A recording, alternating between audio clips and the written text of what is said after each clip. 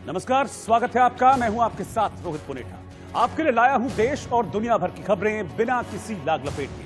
आप बस मेरे साथ 60 मिनट तक बने रहिए आंख कान खोल के कोटा की चंबल नदी में नाव पलटने से 11 लोगों की मौत हो गई। बताया गया कि लकड़ी की नाव पहले से खराब थी और जर्जर नाव 25 लोगों का ही भार उठा सकती थी, लेकिन उसमें 40 लोग सवार हो गए। यही नहीं, इन लोगों ने नाव पर 14 मोटरसाइकिलें भी रख दी। चंबल नदी में नाव पलट गई और वहां चीख पुकार मच गई क्योंकि करीब 50 लोग देखते ही देखते पानी में समा गए।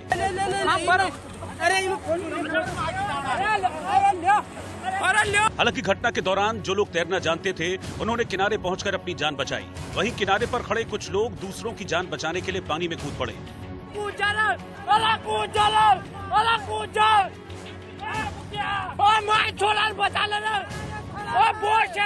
इस दौरान किनारे पर खड़े लोगों ने रस्सा फेंक डूबने वालों को उसे पकड़ने को कहा, जिसके बाद कुछ लोग तो बाहर निकल आए, लेकिन इस बीच काफी लोग डूब चुके थे। हालांकि लोगों को बचाने के लिए कुछ देर में दूसरी नाव भी पहुंच गई। साथ ही कुछ लोग ट्यूब का सहारा लेकर डूब रहे लोगों तक पहुंचे और करीब 25 से 30 लोगों की जान बचा ली। और कम जगह उसमें आदमी अभी 50 के लगभग 50-55 4 जने थे हम।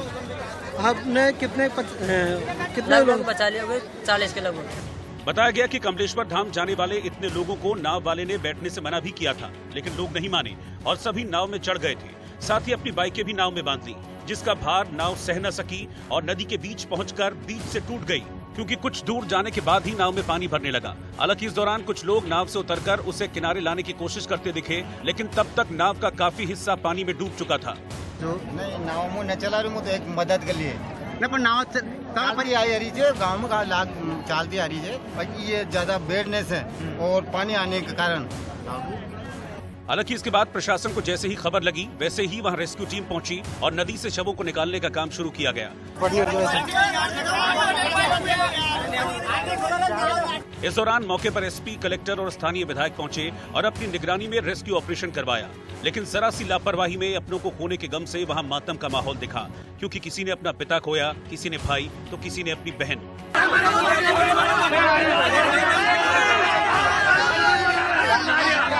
हालांकि मौके पर पहुंचे पुलिस प्रशासन को लोगों के गुस्से का सामना भी करना पड़ा, जिसके बाद नाव डूबने के मामले की जांच के आदेश दिए गए।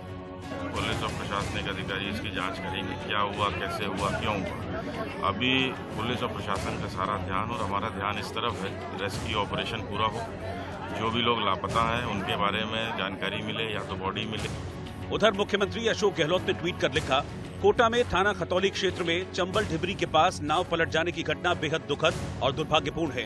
हादसे का शिकार हुए लोगों के परिजनों के प्रति मेरी गहरी संवेदनाएं। 21 सितंबर से क्लोन ट्रेनें चलनी शुरू हो जाएंगी।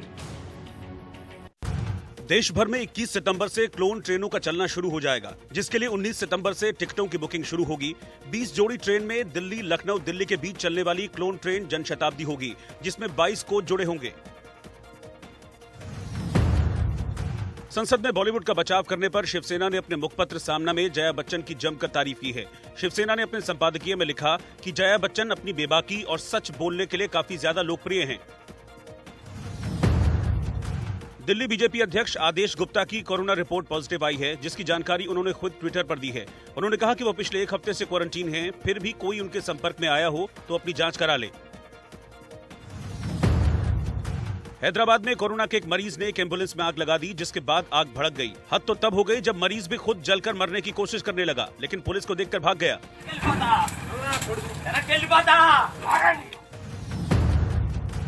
योशिहिडे सुगा जापान के नए प्रधानमंत्री बन गए हैं। शिंजो आबे ने स्वास्थ्य कारणों के चलते प्रधानमंत्री पद से इस्तीफा दे दिया था, जिसके बाद सुगा को नया प्रधानमंत्री चुना गया। उत्तर प्रदेश के लखनऊ में प्रगतिशील समाजवादी पार्टी के राष्ट्रीय अध्यक्ष शिवपाल सिंह यादव ने देश में बढ़ती बेरोजगारी के खिलाफ साइकिल यात्रा को झंडी दिखाकर रवाना किया। ये यात्रा लखनऊ से शुरू हुई और 26 सितंबर को दिल्ली पहुंचकर खत्म होगी। मध्य प्रदेश में छिंदवाड़ा जिले के धमनिया गांव में एक आदिवासी युवती ने नाग मंदिर के सामने पहुंचकर नाग से शादी रचाई। इस शादी को देखने के लिए मौके पर बड़ी संख्या में लोग पहुंचे और नजारे को देखकर हैरान रह गए। उत्तर प्रदेश में जौनपुर के चंदवक थाना इलाके में एक बाइक ने साइकिल सवार को टक्कर मार दी। इस घटना में साइकिल और बाइक सवार दोनों घायल हो गए। उत्तर प्रदेश में पीलीभीत के अमरिया इलाके में कुछ लोगों ने एक बुजुर्ग को बीच रास्ते में रोककर पिटाई कर दी।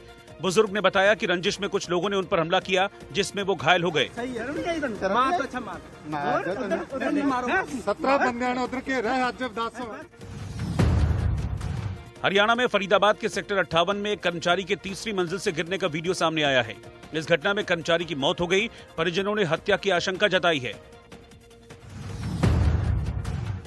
छत्तीसगढ़ में कोरिया जिले के हल्दीबाड़ी में एक भालू ने पेट्रोल पंप पर एक गार्ड पर हमला कर दिया। इस भालू ने 2 और जगहों पर 2 लोगों को घायल कर दिया। वन विभाग ने लोगों से रात में सावधानी से निकलने की अपील की है।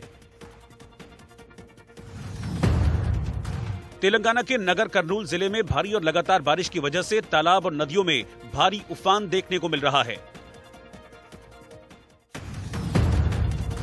शेयर बाजार बुधवार को बढ़त के साथ बंद हुआ। सेंसेक्स 258 अंक उछलकर 39,302 पर बंद हुआ, जबकि निफ्टी 82 अंक चढ़कर 11,604 पर बंद हुआ। हैदराबाद के 20 साल के नीलकंठ भानुप्रकाश ने साबित कर दिया है कि वो दुनिया के सबसे तेज ह्यूमन कैलकुलेटर। 15 अगस्त को उन्होंने लंदन में आयोजित हुई माइंड स्पोर्ट्स ओलंपियाड 2020 में गोल्ड मेडल जीता। वो ऐसा करने वाले पहले भारतीय बन गए हैं। उन्होंने भारत की ह्यूमन कैलकुलेटर शकुंतला देवी का रिकॉर्ड भी तोड़ दिया है। उनका नाम नीलकंठ भानुप्रकाश है, जो दुनिया के सबसे तेज मानव कैलकुलेटर यानी ह्यूमन कैलकुलेटर बन गए हैं। मेरे नाम पे 4 वर्ल्ड रिकॉर्ड है, 50 लिम्का रिकॉर्ड है for being the fastest human calculator in the world. माने एक कैलकुलेटर से भी तेज कैलकुलेट करने का प्रतिभा मैंने ये लास्ट 15 इयर्स में डेवलप किया है। आपको लग रहा होगा भानु पैदाइशी मैथ्स जीनियस हैं, लेकिन भानु के मामले में ऐसा नहीं है। गणित के साथ उनके सफर की शुरुआत 5 साल की उम्र में हुई। तब उनके साथ एक दुर्घटना हुई थी, क्योंकि उनके सिर में चोट लग गई थी और वो 1 साल के लिए बिस्तर पर थे। भानु बताते हैं कि मेरे माता पिता को कहा गया कि मेरे देखने, सुनने और समझने की क्षमता पर असर पड़ सकता है। तब मैंने अपने दिमाग को व्यस्त रखने के लिए मेंटल मैथ्स कैलकुलेशन करना शुरू किया। ये पहली बार है जब इंडिया ने जीता है एक गोल्ड मेडल इस इतनी बड़ी प्रतियोगिता में, और मैं ये गर्व से बोल रहा हूँ कि ये पहली बार इंडिया ने जीती है और एशिया ने। भानु ने बताया कि बचपन में वो स्कूल से आने के बाद 6 से 7 घंटों तक गणित के सवाल हल करने की प्रैक्टिस किया करते थे, लेकिन चैंपियनशिप्स जीतने और रिकॉर्ड बनाने के बाद से वो हर दिन इतनी फॉर्मल प्रैक्टिस नहीं करते हैं, बल्कि अब वो हर वक्त अंकों के बारे में ही सोचते हैं। मैथ इज एवरीवेयर एंड ये जो है मैं समझता हूँ और मैं मानता हूँ, और मेरी संस्था एक्सप्लोरिंग इन्फिनिटीज के साथ मैं आगे बढ़ना चाह रहा हूँ कि ये ओलंपिक गोल्ड मेडल इंडिया के लिए एक स्टार्टिंग पॉइंट हो। ये स्टार्टिंग पॉइंट रियलाइज करें हम, या गवर्नमेंट सपोर्ट करे और ये बोले हम कि आज से हम ये सॉल्व करना शुरू करेंगे। भानु ने बताया कि कैसे वो अपने नजदीक से गुजरने वाली हर टैक्सी के नंबर को जोड़ते हैं। अगर वो किसी से बात कर रहे होते हैं तो गिनते हैं कि सामने वाला कितनी बार पलकें झपका रहा है। मैथ का जो फोबिया है, 3 out of every 4 चिल्ड्रन जो भी बाहर है, जो स्टूडेंट्स है, उनको मैथ से डर है। ये डर क्यों है? क्योंकि हमको सही सिखाया नहीं जाता और हम अच्छे से देखते नहीं है कि हमारे जो सराउंडिंग्स में है मैथ कैसी है, कैसे हम इसको अप्लाई कर सकते हैं बिना साइंस, टेक्नोलॉजी, इंजीनियरिंग की बात करे हुए।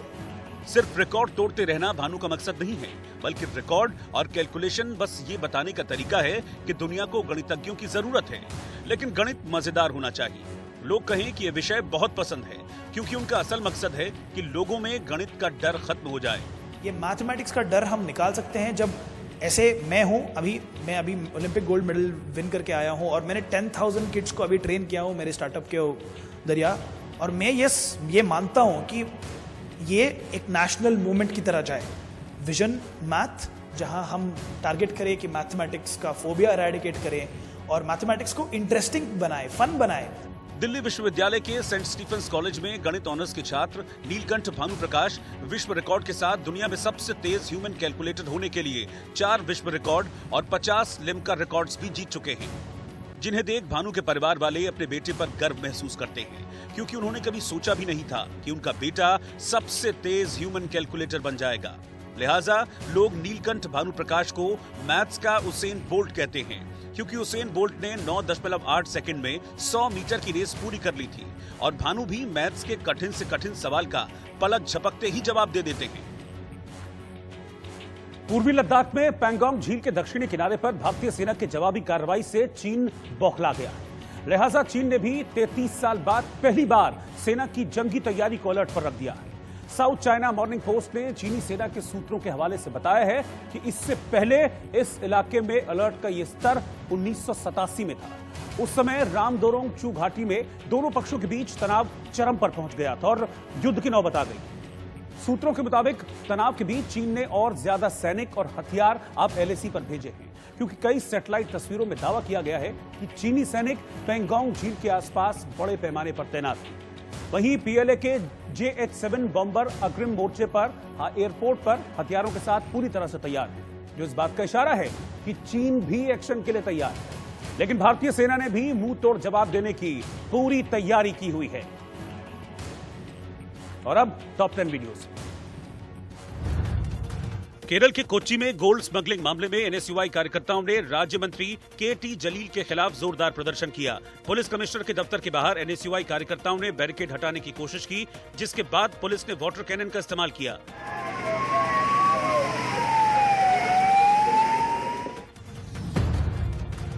राजस्थान के कोटा जिले में चंबल नदी में एक नाव पलट गई, जिसमें 11 लोगों की मौत हो गई। कोटा के गोठड़ा गांव से करीब 50 लोग नाव में सवार होकर कमलेश्वर धाम दर्शन के लिए जा रहे थे। उसी दौरान यह हादसा हुआ। हादसे के बाद मृतकों के परिजनों में कोहराम मच गया।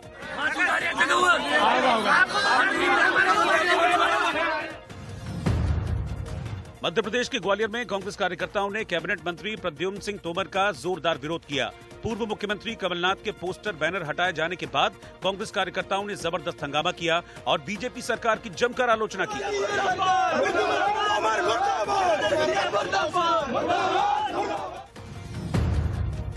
उत्तर प्रदेश के नोएडा में सफाई कर्मचारियों ने प्राधिकरण दफ्तर के बाहर जोरदार प्रदर्शन किया। सफाई कर्मियों ने प्राधिकरण में शामिल करने की मांग की और जमकर नारेबाजी की। प्राधिकरण ने बातचीत की जगह सफाई कर्मियों पर केस दर्ज करवा दिया।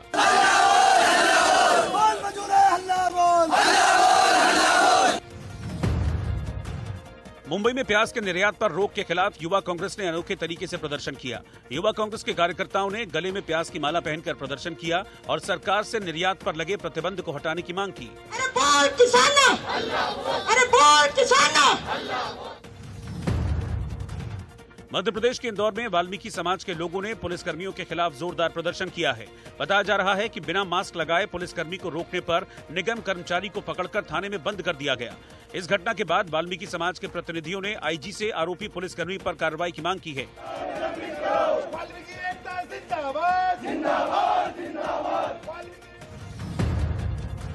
मुंबई के सतारा में मुंबई बेंगलुरु हाईवे पर बदमाशों ने एक पेट्रोल पंप पर हथियारों के साथ हमला बोल दिया। यहां मैनेजर और उसके साथी के साथ बदमाशों ने मारपीट की और 37,000 रुपए और मोबाइल लूटकर फरार हो गए। मुंबई के मालवणी इलाके में एक शख्स ने 3 साल के बच्चे पर कार चढ़ा दी। इस घटना में बच्चे की जान बच गई, लेकिन वो मामूली रूप से घायल हुआ है। CCTV में साफ दिखाई दे रहा है कि बच्चा दूर अपने घर के बाहर खेल रहा है, लेकिन इसके बावजूद कार ड्राइवर ने बच्चे को टक्कर मार दी। हरियाणा में पलवल जिले के अटोहा के पास एक कार में शॉर्ट सर्किट की वजह से भीषण आग लग गई। आग ने कुछ ही देर में भयंकर रूप धारण कर लिया और कार आग का गोला बन गई।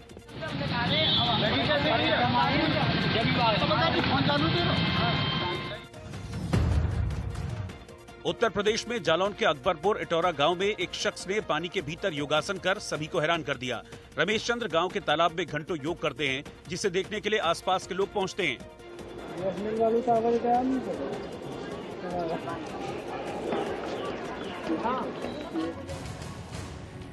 बॉलीवुड के ड्रग्स कनेक्शन पर जया बच्चन और कंगना रनौत के बीच ठन गई। जया बच्चन ने कहा था कि कुछ लोग जिस थाली में खाते हैं उसी में छेद करते हैं। इस पर जवाब रवि किशन ने भी दिया है, लेकिन कंगना ने जया बच्चन को जवाब देते हुए बॉलीवुड की कलाई खोल दी। और इस दफा कंगना ने ड्रग्स के साथ साथ बॉलीवुड में कास्टिंग काउच का मुद्दा भी उछाल दिया। जया बच्चन पर हमला करते हुए ट्वीट किया, कौन सी थाली दी है जया जी और उनकी इंडस्ट्री ने? एक थाली मिली थी जिसमें 2 मिनट के रोल, आइटम नंबर्स और एक रोमांटिक सीन मिलता था, वो भी हीरो के साथ सोने के बाद। कंगना यही नहीं रुकी, बल्कि उन्होंने साफ कर दिया कि उन्होंने अलग थाली यानी एक अलग इंडस्ट्री बनाने की शुरुआत की है, जिसमें नारीवाद भी है और देशभक्ति भी। कंगना ने लिखा, मैंने इस इंडस्ट्री को फेमिनिज्म सिखाया, थाली देशभक्ति नारी प्रधान फिल्मों से सजाई। ये मेरी अपनी थाली है जया जी, आपकी नहीं। संकेत साफ है कि ड्रग्स को लेकर लड़ाई में अब कंगना के निशाने पर जया बच्चन हैं। इससे पहले जया बच्चन ने कंगना रनौत और रवि किशन पर बॉलीवुड की छवि खराब करने का आरोप लगाते हुए हमला बोला था। जिस थाली में खाते हैं उसमें छेद करते हैं, गलत बात है। इस पर पलटवार करते हुए कंगना ने पूछा था कि अगर श्वेता बच्चन या अभिषेक बच्चन के साथ ये सब होता तो क्या कहती। लेकिन ये जुबानी जंग यहीं खत्म नहीं हुई। सोशल मीडिया पर मचे घमासान के बीच कंगना ने एक बार फिर मोर्चा खोला। उनके समर्थन में बबीता फोगाट जैसे चेहरे सामने आए तो उन्हें राष्ट्रीय स्वयंसेवक संघ का भी समर्थन मिला। लोकसभा में रवि किशन ने ड्रग्स का मुद्दा उठाया था, इसीलिए जया बच्चन पर उनका भी पलटवार जारी रहा। हमको कागज की भी नहीं मिली तो हमने एक भोजपुरिया थाली बनाई अपनी खुद की और स्वयंभू बनना पड़ा। जिंदगी झंडवा फिर भी घमंडवा हो, नाराज हो गया। लिट्टी चोखा जनता ने इसमें रखा और मुझे सुपरस्टार बनाया और एक इंडस्ट्री भोजपुरी बनी जिससे 1 लाख लोगों का रोजगार चलने लगा। मैं वही रवि किशन की दलील है कि उन्होंने बॉलीवुड की बेहतरी के लिए ड्रग्स का मुद्दा उठाया है। लद्दाख में LAC यानी लाइन ऑफ एक्चुअल कंट्रोल पर चीन से तनाव के बीच यहां के आसमान में लड़ाकू विमान घंटों उड़ान भरने में जुटे हैं, क्योंकि सर्दियां आने वाली हैं। लिहाजा LAC पर जवानों को कपड़े, टेंट और खाने पीने की सामान की कोई दिक्कत ना हो, इसीलिए इन चीजों को अगले 14 महीनों तक के लिए इकट्ठा किया जा रहा है। हवाई अड्डे पर C-17 ग्लोब मास्टर और IL-76 जैसे बड़े ट्रांसपोर्ट एयरक्राफ्ट भारी सैन्य उपकरण और दूसरे साजो सामान लेकर उतरे, जिनमें सैनिकों के साथ साथ उनके खाने पीने की चीजें भी भारी मात्रा में हैं।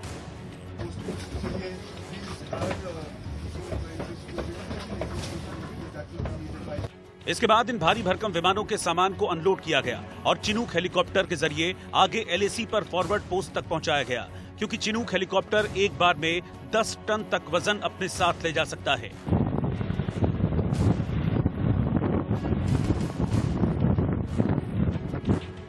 इस बीच लेह के एक रसद डिपो में राशन के डिब्बों और बोरों का ऊंचा ढेर दिखा, जबकि लेह के पास एक और सैन्य अड्डे में टेंट, हीटर, सर्दियों के कपड़े और ऊंचाई पर काम आने वाले उपकरण रखे हुए थे।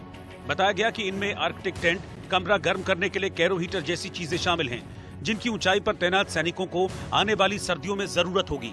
ये टेंट -50 डिग्री तक तापमान को झेलने की क्षमता रखते हैं और सैनिकों को सुरक्षित और आरामदायक रुकने की जगह मुहैया कराते हैं। इससे ज्यादा सर्दी के लिए सुपर हाई एल्टीट्यूड टेंट भी सैनिकों को भेज दिए गए हैं। साथ ही इन वाटरप्रूफ और रजाई जैसे कपड़ों से बने टेंट्स में 12 सैनिक 0 से 50 डिग्री नीचे तक तापमान में आसानी से रह सकेंगे। इतना ही नहीं, इस ऊंचाई पर हर सैनिक को सर्दी से बचाकर अपना काम करते रहने के लिए कुल 21 आइटम दिए गए हैं। इनमें 3 लेयर के गर्म कपड़े, 3 लेयर के दस्ताने, मोजे, चश्मे और गर्म टोपी शामिल है। सेना के अधिकारियों ने बताया कि इन सभी डिपो से ये सामान ट्रकों, हेलीकॉप्टरों और कुछ दुर्गम इलाकों में खच्चरों के जरिए फॉरवर्ड पोस्ट तक पहुंचाया जा रहा है। जैसा कि आप देख पा रहे हैं, बैकग्राउंड में विभिन्न प्रकार के टेंट लगे हुए हैं, जैसे कि small tent, large tent, medium and tent high altitude. High altitude में ऑक्सीजन की अभाव की वजह से यहाँ पे high altitude pulmonary oedema, that is lungs में पानी भर जाता है, और हाई एल्टीट्यूड सेरेब्रल एडिमा, जिसमें दिमाग में पानी भर जाता है। ये जानलेवा होती है एंड इनको हमको इवैक्यूएट करने के लिए हमारे पास ये जो पीछे हैपो बैग दिख रहा है आपको, ये स्पेशलाइज्ड बैग है, जिसमें हम प्रेशराइज करके हेलीकॉप्टर से आगे हाई एल्टीट्यूड पोस्ट से हम अपने पीछे वाले अस्पताल में पेशेंट को इवैक्यूएट करते हैं। वहीं जिस चीज की सबसे ज्यादा जरूरत है वो है ईंधन। लिहाजा लेह स्थित सेना के फ्यूल डिपो के अंडरग्राउंड टैंक में 4 लाख लीटर तक तेल भरा जा सकता है, जो लगातार ऑयल टैंकरों के जरिए आ रहा है। इसे भरकर गाड़ियों के काफिले लगातार फॉरवर्ड लोकेशन तक जा रहे हैं। बताया गया कि ये तैयारी मई से तब शुरू हो गई थी जब चीन की सेना के साथ LAC पर तनाव गहराने लगा था। हालांकि अभी भी दोनों देश तनाव का समाधान निकालने के लिए आपस में बातचीत कर रहे हैं, लेकिन अभी तक नतीजा कोई नहीं निकला है। लिहाजा भारतीय सेना लद्दाख में कोई रिस्क नहीं लेना चाहती, इसीलिए भारी मात्रा में गोला बारूद, बोफोर्स तोप समेत ईंधन और सर्दियों के लिए गर्म कपड़ों से लेकर टेंट और हीटर तक लद्दाख पहुंचाए जा रहे हैं, क्योंकि लद्दाख में तापमान जमाने वाली ठंड से नीचे गिर जाता है और ऑक्सीजन की भी कमी होती है। लिहाजा जवानों को किसी तरह की दिक्कत न हो, इसका पूरा ध्यान रखा गया है। जैसा आप देख सकते हैं, हम बहुत ही आला दर्जे का राशन प्रोक्योर करते हैं, ताकि जो जवान मुश्किल टेरेन में हाई एल्टीट्यूड एरिया में डिप्लॉयड हैं, उनको high nutrition ration, high calorific ration प्राप्त इशू किया जा सके। मैं आपको ये भी बताना चाहूँगा कि इस राशन का स्केल हर सिपाही के लिए बराबर है, चाहे उसमें कोई भी रैंक का ना हो। आमतौर पर पूर्वी लद्दाख जहां तनाव है वहां औसतन 20,000 से 30,000 सैनिक मौजूद रहते हैं, लेकिन कहा जा रहा है कि मौजूदा तनाव की वजह से सैनिकों की तैनाती दोगुनी से भी ज्यादा कर दी गई है। तो आज की तारीख में यहाँ पर जो भी ऑफिसर, जेसीओ या जवान है वो ईस्टर्न लद्दाख के मौसम और मुश्किलों से वाकिफियत है, और क्योंकि वो यहाँ के मौसम और मुश्किलों से वाकिफियत है वो डरता नहीं। रोटी, कपड़ा और मकान कई मायनों में जो मैंने आपको बताया वो तो हमको गवर्नमेंट से मिल चुका है। आज यूनिट की इज्जत, नाम, नमक और निशान आगे का रास्ता दिखाएगा। जय हिंद। वहीं इंडियन एयरफोर्स ने कश्मीर से लेकर लद्दाख और एलएसी के करीब अपने विमान उड़ाए और कम समय में तैयारियों का अभ्यास भी किया। कुल मिलाकर सैनिकों के लिए एडवांस विंटर स्टॉक कर लिया गया है, क्योंकि दूसरी तरफ चीन भी अपनी तैयारी में जुटा है, लिहाजा उसे हल्के में नहीं ले सकते। दुनिया भर में कोरोना संक्रमितों का आंकड़ा अब 2,97,88,532 हो चुका है। अच्छी खबर यह है कि ठीक होने वालों की संख्या भी अब 2,15,00,000 से ज्यादा हो चुकी है। वहीं महामारी से मरने वालों की संख्या 9,40,000 से ज्यादा हो गई है। इस बीच रूस भारतीय फार्मा कंपनी डॉक्टर रेड्डीज को 10 करोड़ स्पुतनिक वी वैक्सीन की सप्लाई करेगा। इसकी सप्लाई के लिए रशियन डायरेक्ट इन्वेस्टमेंट फंड के साथ डॉक्टर रेड्डीज लेबोरेटरी ने समझौता किया है। रूस के सॉवरेन वेल्थ फंड ने इस बात की जानकारी दी है। रूस की वैक्सीन की फिलहाल अभी ट्रायल चल रही है। इसे रूस के गमेलिया रिसर्च इंस्टीट्यूट ने तैयार किया है। इसकी डिलीवरी ट्रायल खत्म होने के बाद और भारत में रजिस्ट्रेशन की प्रक्रिया शुरू होगी। बिहार चुनाव में जीत का दावा कर रहे एनडीए में सीट बंटवारे को लेकर घमासान मचा हुआ है। सूत्रों के मुताबिक रामविलास पासवान की पार्टी एलजेपी ज्यादा सीटों की मांग पर अड़ी हुई है। किस तरीके से घमासान चल रहा है सीटों को लेकर और क्या एलजेपी की ये जो मांग है या ये जो नाराजगी है ये एनडीए में फूट डालेगी? उत्तर प्रदेश में लव जिहाद के मामले लगातार सामने आ रहे हैं, उससे माहौल बहुत ज्यादा गर्मा गया है। ताजा मामला हरदोई का है। आरोप है कि एक हिंदू लड़की से एक मुस्लिम युवक ने हिंदू पत्रकार बनकर दोस्ती की। इसके लिए उसने फर्जी फेसबुक आईडी बनाई। आरोप है कि प्रेम के नाम पर उसने 2 साल तक लड़की का शोषण किया और उससे ब्लैकमेल किया। इस मामले में लड़की ने थाने में शिकायत दर्ज कराई है और पुलिस ने आरोपी लड़के कमर अली को गिरफ्तार कर लिया है। इसने हमें ब्लैकमेल किया है और कंपनी अंकित वाजपेयी के नाम बताया इसने। फिर हमको बुलाता रहा, मिले, फिर इसने हमको चाय के नशे में उसने पिला के उसने हमें बेहोश करके हालत में ले आया। फिर उसने शारीरिक शोषण किया। फिर उसके बाद अब मेरी जब शादी तय हो गई तब वो ब्लैकमेल कर रहा है, कभी शादी नहीं करने देंगे, फैमिली में किसी को जिंदा नहीं रखेंगे, सबको मार डालेंगे। हमें बस सिर्फ न्याय चाहिए, बस और कुछ नहीं चाहिए। एक लड़की और लड़के हैं जो हरदोई जनपद के लिए हैं। ये लोग एक साथ काम करते थे एक कंपनी में शाहजहांपुर में, वहाँ इनकी दोस्ती हुई थी। अभी हमें जो शिकायत प्राप्त हुई उसमें ये तथ्य आए हैं कि जो लड़की हैं उनका कहना है कि गलत नाम से मेरे साथ दोस्ती की गई और मेरी गलत फेसबुक आईडी बनाई गई। नशीली चाय में मुझे कुछ पिला दिया गया और अश्लील फोटो और गलत कामों के साथ किए गए। इनकी शिकायत पर मुकदमा पंजीकृत कर लिया गया है। अभियुक्त जो है उसकी गिरफ्तारी भी कर ली गई है, विवेचनात्मक कार्रवाई की जाएगी। लव जिहाद का एक ऐसा ही और मामला मेरठ से भी सामने आया है। आरोप है कि अब्दुल्ला नाम के एक शख्स ने अमन चौधरी बनकर 17 साल की नाबालिग लड़की का अपहरण किया। परिजनों और हिंदू युवा वाहिनी के दबाव के बाद पुलिस ने इस मामले में कार्रवाई की और किशोरी को बरामद किया। आरोपी और उसका साथ देने वाले 2 लोगों को भी गिरफ्तार कर लिया गया है। अपहरण का यह मामला 3 सितंबर का बताया जा रहा है।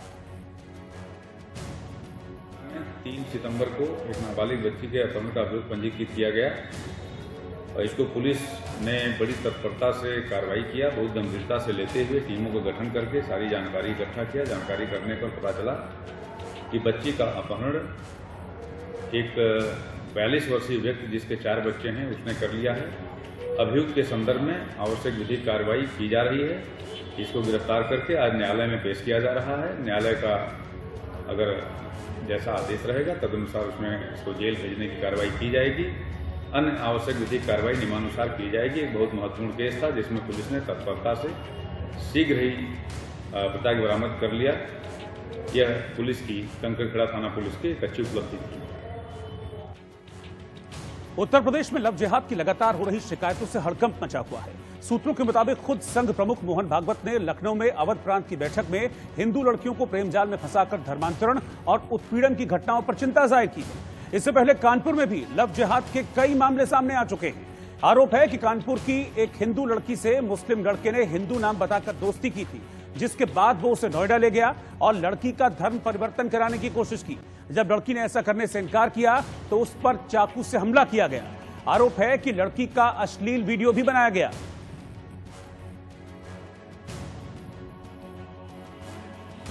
कानपुर में हाल के दिनों में लव जिहाद का यह पहला मामला नहीं है। नौबस्ता इलाके में भी एक लड़की के परिजनों ने आरोप लगाया है कि पड़ोस में रहने वाले एक मुस्लिम युवक ने नाम बदलकर एक नाबालिग लड़की से दोस्ती की, उसका धर्म परिवर्तन कराने की कोशिश की। इसके बाद पीड़ित परिवार ने अंतर्राष्ट्रीय हिंदू परिषद और राष्ट्रीय बजरंग दल से मिलकर मदद की मांग की। शिकायत दर्ज होने के बाद पुलिस ने आरोपी लड़के को गिरफ्तार कर लिया है। इसी तरह कुछ दिन पहले कानपुर के ही गोविंद नगर इलाके में एक परिवार ने लव जिहाद का आरोप लगाया था। आरोप है कि मुस्लिम लड़का हिंदू बनकर उनकी बेटी से बात करता था। प्रेम का झांसा देकर वो लड़की को अपने साथ भगा कर ले गया। इस मामले में अब पुलिस कार्रवाई कर रही है। दिल्ली पुलिस की स्पेशल सेल ने दिल्ली दंगों के मामले में चार्जशीट दायर कर दी है। पुलिस ने 15 आरोपियों के खिलाफ 10,000 पेज की चार्जशीट दाखिल की है, जिसमें बताया गया कि व्हाट्सएप ग्रुप और चैट के जरिए हिंसा फैलाने की साजिश रची गई थी। हर जगह दंगा फैलाने के लिए 25 व्हाट्सएप ग्रुप बनाए गए थे। इस चार्जशीट में बताया गया है कि मुख्य साजिशकर्ता प्रदर्शन करने वालों को निर्देश दे रहे थे। सबूत के तौर पर पुलिस ने इन चैट्स को भी शामिल किया है। इस चार्जशीट में उमर खालिद और शर्जिल इमाम के नाम नहीं हैं। इन्हें हाल ही में गिरफ्तार किया गया था। इनके नाम सप्लीमेंट्री चार्जशीट में शामिल किए जाएंगे। एक पक्षी समंदर से मछली पकड़कर हवा में बहुत ऊंचा उड़ गया। सोशल मीडिया पर एक मछली और पक्षी का वीडियो वायरल हो रहा है। इस वीडियो को देखने के बाद एक पल के लिए शॉक लगेगा और आप हैरत में आ जाएंगे कि आखिरकार ऐसा हुआ तो हुआ कैसे। वीडियो में एक बड़ा सा पक्षी अपने पंजे में एक बड़ी सी मछली को लेकर उड़ा जा रहा है। काफी ऊंचाई पर पहुंचने के बाद पक्षी के पंजों में फंसी मछली अचानक से छटपटाने लगती है, लेकिन पक्षी की पकड़ इतनी मजबूत होती है कि मछली छूट नहीं पाती।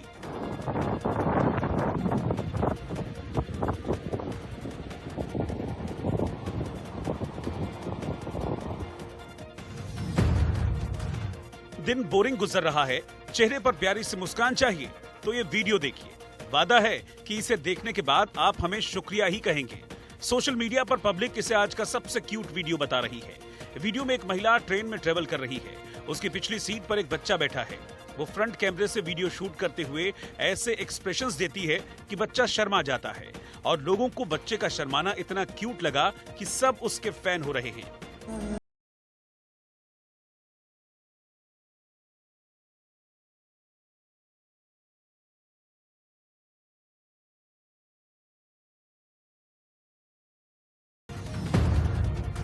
कुत्ते और मुर्गे की दोस्ती के बारे में कभी सोचा है आपने? दरअसल एक वीडियो सामने आया है जिसमें कुत्ता और मुर्गा दोनों पकड़म पकड़ाई खेल रहे हैं। आप सोच रहे होंगे कि कुत्ता पीछे होगा और मुर्गा बचने के लिए आगे आगे भाग रहा होगा, पर यहाँ कहानी उल्टी है। मुर्गा कुत्ते के पीछे पड़ा था और कुत्ता आगे आगे भाग रहा था। दोनों बिल्कुल वैसे ही खेल रहे हैं जैसे बचपन में बच्चे खेला करते हैं। दोनों की पकड़म पकड़ाई का ये खेल बेहद दिलचस्प लग रहा है।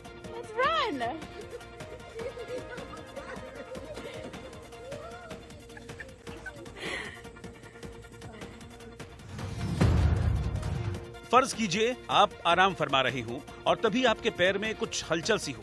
आप आंखें खोलें और सामने भालू खड़ा हो, क्या करेंगे? ये वाकया अमेरिका के मैसाचुसेट्स में एक शख्स के साथ हुआ। जनाब पूल के किनारे सुस्ता रहे थे, तभी एक भालू पूल के करीब आता है। पहले पानी पीता है, फिर आराम फरमा रहे शख्स के करीब जाकर उसके पैर को सूंघने लगता है। इसके बाद वो अपने हाथ से उसके पैर को शायद गुदगुदी करता है, जिससे शख्स जाग जाता है और उस आदमी के शरीर में हरकत देखकर भालू भी वहां से 9-2-11 हो जाता है।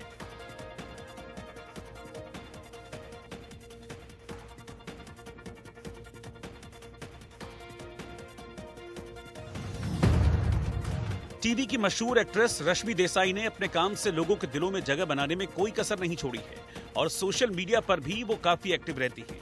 रश्मि देसाई का एक थ्रोबैक वीडियो सबका खूब ध्यान खींच रहा है। इस वीडियो में रश्मि ब्लैक ड्रेस में नूरा फतेही के गाने दिलबर पर जबरदस्त अंदाज में बेली डांस कर रही हैं।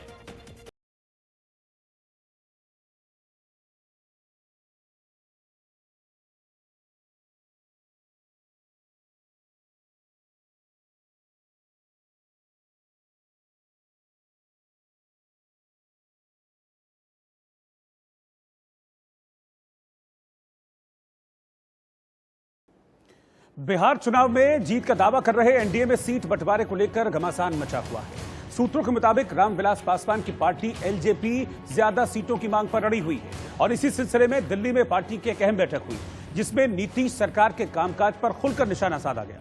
बताया जा रहा है कि चिराग पासवान ने बिहार को केंद्र की तरफ से दी गई योजनाओं की तारीफ की, लेकिन कोरोना, बाढ़ और पलायन को लेकर नीतीश सरकार पर सवाल उठाए गए। सबसे अहम बात है कि एलजेपी के नेताओं ने बीजेपी के ज्यादा सीटों पर चुनाव लड़ने की मांग रखी और सूत्रों के मुताबिक इस बात पर भी चर्चा हुई कि एलजेपी और जेडीयू के खिलाफ सभी सीटों पर अपने उम्मीदवार उतारने चाहिए। उत्तर प्रदेश के चंदौली में एक विधायक प्रतिनिधि का लोगों को डंडा मारते हुए वीडियो सामने आने के बाद हड़कंप मचा हुआ है। इस वीडियो में बीजेपी विधायक शारदा प्रसाद के प्रतिनिधि अश्विनी दुबे गांव वालों पर डंडा चलाते नजर आए। हैरत की बात यह है कि पंचायत के दौरान विधायक की मौजूदगी में उन्होंने लोगों पर डंडे बरसाए। बताया जा रहा है कि एक जमीन विवाद को लेकर पंचायत हो रही थी, लेकिन इसी दौरान विधायक प्रतिनिधि का गुस्सा फूट पड़ा।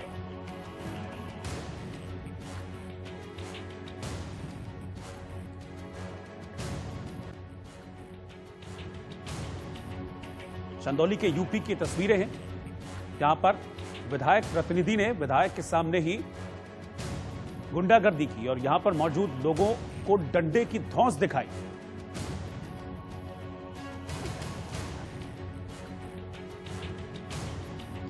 छत्तीसगढ़ के धमतरी जिले में महानदी की सहायक सिल्लारी नदी पर मुरुम सिली बांध है। इसे 1914-1923 के बीच बनाया गया था, जो एशिया का पहला साइफन सिस्टम बांध है, यानी इसका पूरा सिस्टम हवा के दबाव से काम करता है। विज्ञान का एक ऐसा चमत्कार जिसे देखकर दुनिया आज भी है हैरान। 100 साल पहले बना बांध देश ही नहीं, दुनिया के लिए भी अजूबा।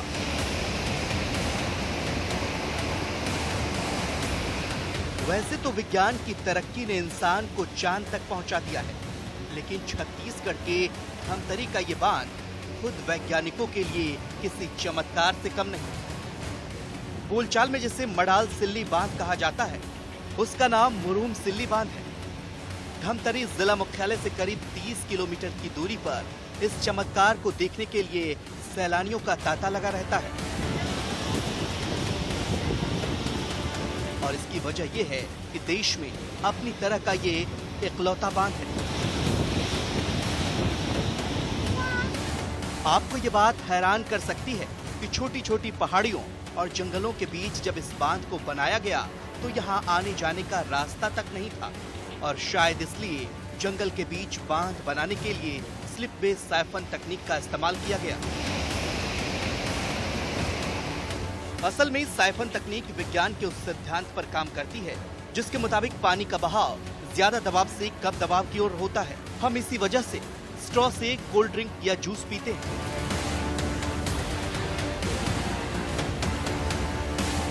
लेकिन साइफन तकनीक को भारी भरकम बांध में इस्तेमाल करना तब एक बड़ी बात थी। इस बांध की खूबी ये है कि जब इसके जलाशय में पानी ज्यादा हो जाता है तो हवा के दबाव से साइफन काम करना शुरू कर देता है। बांध के सभी साइफन गेट एक के बाद एक खुलने लगते हैं और पानी बाहर आने लगता है। जब बांध में पानी कम हो जाता है, गेट खुद ब खुद बंद हो जाते हैं। पिछले करीब 100 सालों से ये सिलसिला जारी है, कभी बंद नहीं हुआ। 8 सेंटीमीटर के डिफरेंस में 4 साइफन ऑटोमेटिक चालू होते हैं। उसके बाद फिर 2 सेंटीमीटर से चालू होगा, अप होगा अपना 32, 34, 36 में, तब जो है 21 और 20 वाला साइफन। महानदी जलाशय परियोजना के तहत सलियारी नदी पर इस बांध को 8 साल की मेहनत के बाद साल 1923 में बनाया गया था। अंग्रेजी सरकार के दौरान बने इस बांध में सीमेंट और लोहे का इस्तेमाल तक नहीं हुआ, लेकिन चूना, रेत और गिट्टी से बना ये बांध आज तक सही सलामत है। इसका साइफन सिस्टम आज तक बंद नहीं पड़ा। सभी 34 गेट के खुलने और बंद होने में कभी रुकावट नहीं हुई। हर साल मानसून के बाद धमतरी का यह बांध सैलानियों को अपनी ओर खींचता है। बांध के पीछे विशाल जलाशय और उसकी खूबसूरती आंखों को सुकून देती है। हरी भरी घाटी इस खूबसूरती में 4 चांद लगा देती है। नदी में रहते हुए हम साइफन को नहीं देख पाए, बच्चे लोग को भी देखा है, शेष भी आई है, बच्चे लोग आए हैं, सभी लोग आनंद, सबको बहुत बढ़िया लगा, अच्छा लगा। हम यहाँ आए, रिक्वेस्ट किए, खुला नहीं, फिर भी बाहर से नज़ारा देखे, बहुत अच्छा है, मौसम अच्छा है, बाहर से ही एंजॉय कर रहे हैं, फैमिली के साथ में आए हुए हैं। तो खूबसूरती के अलावा विज्ञान के इस चमत्कार को देखने और समझने के लिए लोग यहाँ खींचे चले आते हैं। Bureau report, India news. Tamil Nadu में एसएफआई नेताओं पर हमले का जोरदार विरोध किया गया। तमिलनाडु के कोयम्बटूर में एसएफआई यानी स्टूडेंट फेडरेशन ऑफ इंडिया के कार्यकर्ताओं ने चेन्नई में एसएफआई के नेताओं पर हमले का जोरदार विरोध किया। एसएफआई के कार्यकर्ताओं के प्रदर्शन के दौरान उनकी पुलिस के साथ झड़प हुई।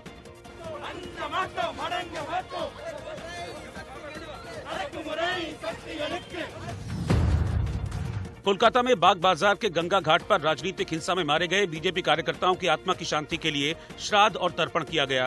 बीजेपी की ओर से आयोजित इस कार्यक्रम में नदिया, मुर्शिदाबाद सहित दक्षिण बंगाल से मृतकों के परिजन शामिल हुए और श्रद्धांजलि दी।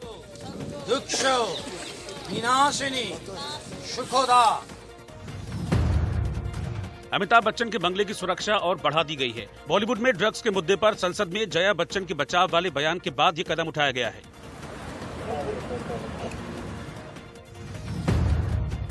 सऊदी अरब में जेद्दा के सुमशी जेल में बंद 450 भारतीयों ने भारत सरकार से मदद की गुहार लगाई है। 4 महीने से जेल में बंद भारतीयों ने एक वीडियो संदेश जारी कर मदद मांगी है। उत्तर प्रदेश में वाराणसी के 80 घाट पर नमामि गंगे अभियान से जुड़े लोगों ने एक अभियान चलाकर सफाई की।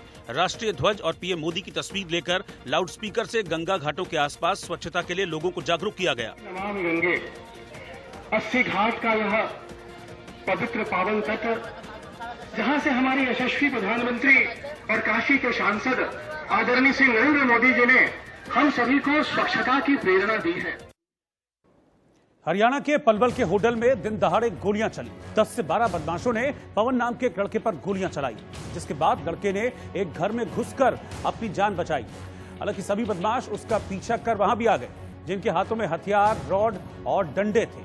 बताया गया कि पुरानी रंजिश को लेकर इस युवक पर फायरिंग की गई है।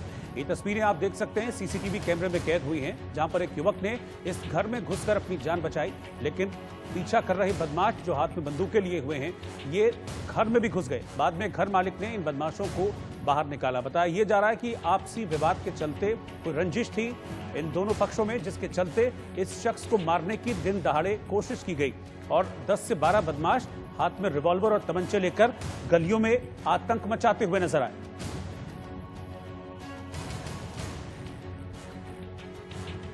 और इस वक्त बीजेपी सांसद हेमा मालिनी ने बॉलीवुड के मुद्दे पर जया बच्चन का समर्थन किया है, लेकिन बीजेपी नेता जया प्रदा उनके खिलाफ नजर आई। और जया जी के बीच में जो बहस हुई है, रविकिशन जी द्वारा युवाओं को ड्रग्स से बचाने के लिए उन्होंने जो बात रखी है, मैं उनको समर्थन करती हूँ, क्योंकि इस ड्रग्स के लिए हम एक आवाज़ उठाना ज़रूरी है और ड्रग्स को रोकना बहुत ज़रूरी है और युवाओं को बचाना बहुत ज़रूरी है। मैं नहीं चाहती हूँ कि खास तौर इस मामले में राजनीति नहीं करना चाहिए। और अब चलते चलते आज का गीत। आज बॉलीवुड के मशहूर गीतकार प्रसून जोशी का जन्मदिन है। साल 2006 में आई फिल्म रंग दे बसंती में प्रसून जोशी के लिखे इस खूबसूरत गीत के साथ आपको छोड़े जा रहे हैं। नमस्कार।